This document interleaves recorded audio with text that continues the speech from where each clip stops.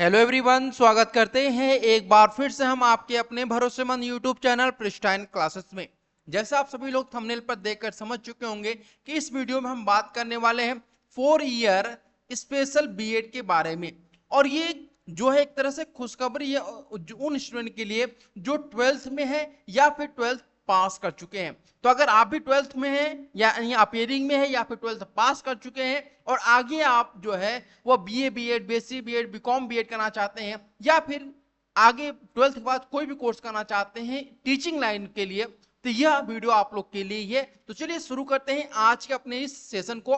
Session शुरू से पहले आप सभी से रिक्वेस्ट करना चाहेंगे कि अगर आप भी 4 ईयर बीएड की तैयारी कर रहे हैं या फिर 4 ईयर बारे में सोच रहे हैं और 12th के स्टूडेंट हैं तो जरूर इस YouTube चैनल को सब्सक्राइब कर लीजिएगा, क्योंकि आपको इस YouTube चैनल पर 4 ईयर बीएड यानी आईटीईपी बीएड या जितने भी प्रकार के 4 ईयर बीएड होते हैं उन सब की जानकारी, उन सब की क्लासेस आपको इस YouTube चैनल पर मिलती रहेगी। तो चैनल को जरूर सब्सक्राइब किए रहिएगा। अब यहाँ पर देखिए बड़ी नोटिस आई है आप लोगों का। आप सभी को पता है कि जो आपका अगर आप टीचर बनना चाहते हैं तो टीचिंग के लिए जो रूल्स एंड रेगुलेशन होता है वो कौन जारी करता है? वो कौन जारी करता है भाई? तो ये जारी करने का जो काम होता है वह एनसीईटी का होता है। ठीक है, किसका होता है? एनसीईटी का होता है। पहला तो आपका एनसीईटी का होता है, एनसीईटी का, और दूसरा जो है आपका आरसीआई का होता है। अब यहां पे ध्यान रखिएगा, एनसीईटी जो है वह जो जनरल टीचिंग कोर्स होते हैं उनके लिए गाइडलाइन जारी करता है, और आरसीआई जो है वह स्पेशल टीचिंग जो होता है, स्पेशल कोर्स होता है, उनके लिए गाइडलाइन जारी करता है। अब ये आपका जनरल क्या होता है और स्पेशल क्या होता है, ध्यानपूर्वक समझिए। स्पेशल का मतलब होता है कि ऐसे स्टूडेंट को आपको पढ़ाना जो या तो आंखों से कमजोर या जिनको दिखाई नहीं दे रहा है या फिर जिनको आप दिव्यांग बोल सकते हैं। इसका मतलब क्या होता है कि ऐसे बच्चे जो कि स्पेशल कैटेगरी में आते हैं, यानी कि जो बोल नहीं सकते हैं या फिर जो सुन नहीं सकते हैं या जो देख नहीं सकते हैं या फिर उन्हें कोई बीमारी है, ऐसे बच्चों को जब पढ़ाते हैं तो आप स्पेशल टीचर कहलाते हैं। तो स्पेशल टीचर कहलाने के लिए आपको कोर्स करना होता है जो होता है आपका स्पेशल बीएड का कोर्स। ठीक है, एक होता है स्पेशल बीएड का कोर्स, और अगर आप जो है जनरल बच्चों को पढ़ाना चाहते हैं तो उसके लिए जनरल बीएड होता है। क्या होता है आपका? General BEd. तो देखिए बीएड जो है आपका 3 तरीके का होता है। एक तो होता है आपका 1 ईयर बीएड, ठीक है, दूसरा होता है 2 ईयर बीएड, तीसरा होता है 4 ईयर बीएड। ठीक है, तो तीनों में ही सेम चीज है, कोई अंतर नहीं है। 1 ईयर में भी आपका जनरल और स्पेशल बीएड है, 2 ईयर में भी आपका जनरल और स्पेशल बीएड है, 4 ईयर में भी आपका जनरल और स्पेशल बीएड है। लेकिन अभी जो है 2024 से आपका जो है 2 ईयर बीएड में स्पेशल बीएड बंद कर दिया जाएगा। स्पेशल बीएड जो है वह 2024 में एडमिशन लेने के बाद बंद कर दिया जाएगा, और अब स्पेशल बीएड में जो एडमिशन होगा वो केवल 4 ईयर बीएड के थ्रू ही होगा। आए बात समझ में आप लोग को? यानी कि अगर आपको स्पेशल बीएड करना है तो 4 ईयर बीएड करना ही पड़ेगा। अब यहां पर समझिए बात कि 4 ईयर बीएड यानी कि जो आपका जनरल बीएड है, ठीक है, जनरल बीएड और स्पेशल बीएड में क्या अंतर है, स्पेशल बीएड में क्या अंतर, इसे समझ लीजिए तो आपको और चीजें समझ में आ जाएंगे। जैसे अगर मैं बात करता हूं आपका कि अगर आप जनरल बीएड करना चाहते हैं उसके लिए आपको एनसीईटी एग्जामिनेशन देना होगा, एनसीईटी आईटीपी का एग्जामिनेशन देना होगा, जो कि आपका जनरल बीएड होता है। ठीक है, क्या होता है आपका? General BEd. ठीक है, इसमें आपको BA BEd BSc BEd BCom BEd होता है। तो अगर आप जनरल बीएड करते हैं तो इसमें आप क्या है कि केवल जो जनरल टीचिंग के लिए वैकेंसी निकालती है गवर्नमेंट उसके लिए आप एलिजिबल रहते हैं। लेकिन आप ISITEP कोर्स करते हैं जो कि स्पेशल बीएड के लिए आपका 4 ईयर कोर्स है, 4 ईयर स्पेशल बीएड कोर्स है आपका, जिसे हम लोग क्या नाम दिए हुए हैं? ISITEP। ठीक है, ये नाम दिया गया है गवर्नमेंट के द्वारा। यहाँ पे आप इसका फुल फॉर्म भी देख सकते हैं। इसका फुल फॉर्म जो है आपका वह है आपका यहाँ पे integrated special and inclusive teacher education program, ISITEP। ये जो है वो इंडियन गवर्नमेंट द्वारा लॉन्च कर दिया गया, यानी आरसीआई के द्वारा लॉन्च किया गया है, और ये 2024-25 से ही आप लोग का लागू होगा। और ये इसका फॉर्म कब आएगा ये आपको आने वाले वीडियो में पता चलेगा। तो अब यहाँ पे समझिए, अगर आप एनसीईटी आईटीपी का कोर्स में अभी जो आपका एग्जामिनेशन हुआ है उसमें एडमिशन लेते हैं तो आप केवल जनरल टीचिंग वैकेंसी ही देख सकते हैं। लेकिन अगर आप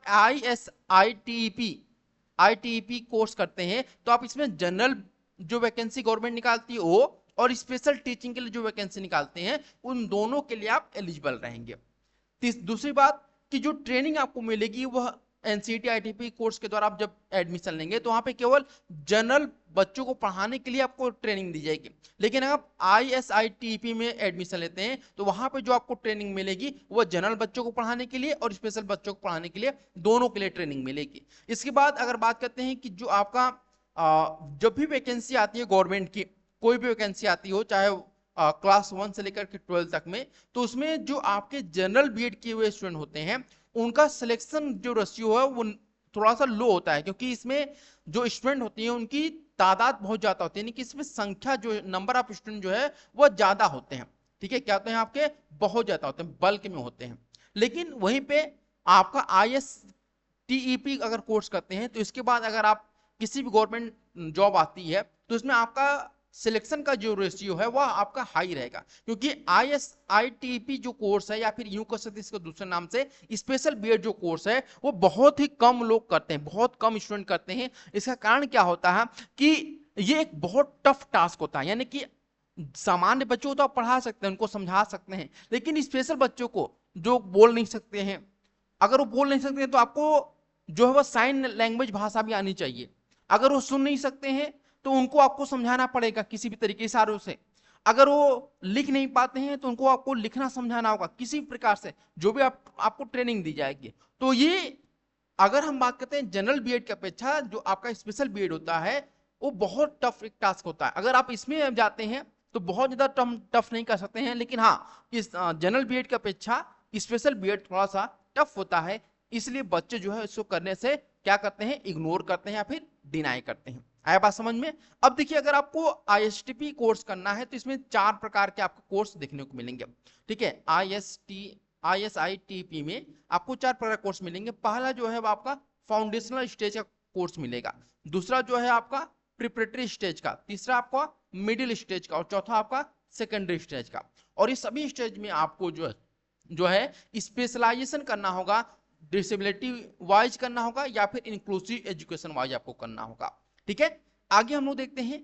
इसमें देखिए 3 प्रकार के कोर्स आपको मिलेंगे। पहला जो रहेगा आपको BA BEd कोर्स मिलेगा। ठीक है, BA BEd। सेकंड जो है आपका BSc BEd मिलेगा, BSc BEd। और तीसरा जो है आपका वह आपका BCom BEd मिलेगा। ठीक है, BCom BEd मिलेगा। ये बात समझ में? और ये जितने भी कोर्स आप देख रहे हैं BA BEd, BSc BEd, BCom BEd, ये स्पेशल होंगे, यानी कि special BA BEd, special BSc BEd, special BCom BEd।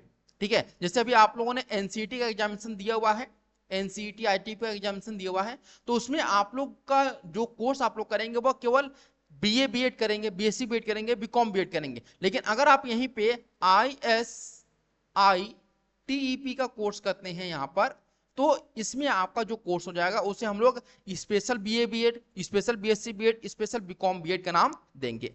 ठीक है, जैसे यहां पे देखेंगे आप लोग तो BA BEd फाउंडेशनल स्टेज आपका जो है वो आपका 4 प्रकार के कोर्सेज मिलेंगे, 4 से 5 प्रकार का। पहला ASD का मतलब होता है ऑटिज्म स्पेक्ट्रम डिसऑर्डर। HI का मतलब होता है आपका हियरिंग इम्पेयरमेंट, यानी कि जो सुन नहीं सकते हैं। ID का मतलब होता है यहाँ पर इंटेलेक्चुअल डिसेबिलिटी, यानी कि जिनकी बौद्धिक क्षमता कम होती है। LD का मतलब होता है लर्निंग डिसेबिलिटी, जिनको पढ़ने में दिक्कत होती है। MD मतलब कि मल्टीपल डिसेबिलिटी, जिनको बहुत सारी दिक्कतें होती हैं। और VI यानी कि विजुअल इंपेयरमेंट, यानी कि जो देख नहीं सकती है। तो ये इसका फुल फॉर्म होता है। ठीक है, तो उसी प्रकार से हर चीज में, यानी कि जैसे यहाँ पे आप लोग देख रहे हैं फाउंडेशनल स्टेज, यहाँ प्रिपरेटरी स्टेज, यहाँ पे आपका मिडिल स्टेज, यहाँ पर आपका जो है सेकेंडरी स्टेज। तो हर स्टेज में जो है आपको क्या करना होगा, अलग अलग स्ट्रीम चुनना होगा। ये जैसे आप मान यहाँ पे ASD है, HI है, ID है, LD है, MD है, VI, इसमें से कोई एक आपको लेना पड़ेगा। उसी प्रकार से BSc BEd में भी आपको यहाँ पर देख सकते हैं। ठीक है, BSc BEd में आपको जो है फाउंडेशनल स्टेज है, BSc BEd में आपका जो है प्रिपरेटरी स्टेज है, BSc BEd में आपका मिडिल स्टेज है, BSc BEd में ही आपका जो सेकेंडरी स्टेज है। उसी प्रकार से BCom BEd में ही आपका 4 स्टेज है। तो ये स्टेज वाइज आपको जो है कोर्स करने को मिलेगा।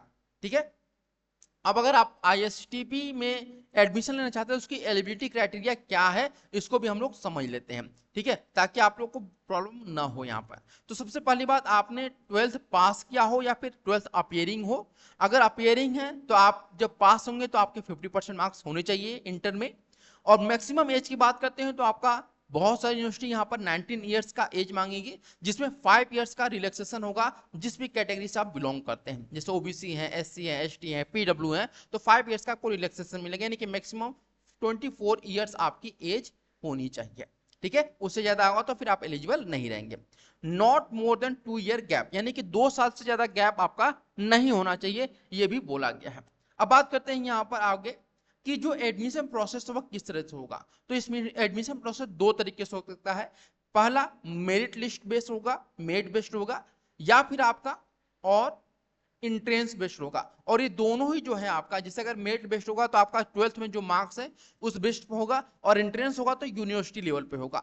जैसे अभी आप लोग जो एनसीटी का एनसीटी एग्जामिनेशन दिए हुए हैं, तो इसका एक ही पेपर हुआ, चाहे आप बीए बीएड कर रहे हो, बीएससी बीएड कर रहे हो, बीकॉम बीएड करो, और जितने भी यूनिवर्सिटी इसमें थी, यानी कि एनसीटी में आपके 64 यूनिवर्सिटी थी, तो सभी के लिए एक ही एग्जामिनेशन हुआ। लेकिन जो आपका एडमिशन होगा ISTEP में, उसके लिए आपकी 90 यूनिवर्सिटी है, 90 यूनिवर्सिटी है, तो सभी 90 यूनिवर्सिटी के 90 यूनिवर्सिटी पर बेस्ड ये डिपेंड करता है कि वो मेरिट लिस्ट पर एडमिशन लेना चाहते हैं या फिर एंट्रेंस पर। अगर मेरिट लिस्ट पर एडमिशन लेना चाहते हैं अपने यूनिवर्सिटी में, तो आपका 12th में जो मार्क्स होंगे, आप लोग फॉर्म भरेंगे उस यूनिवर्सिटी के वेबसाइट पर जाकर के, और वहां पे आपका जो 12th मार्क्स होगा उस बेसिस पे आप लोगों का मेरिट लिस्ट निकाला जाएगा। या फिर कुछ यूनिवर्सिटी इंट्रेंस पे बेस पर भी लेना चाहेंगे तो उसके बेस पर भी ले सकते हैं।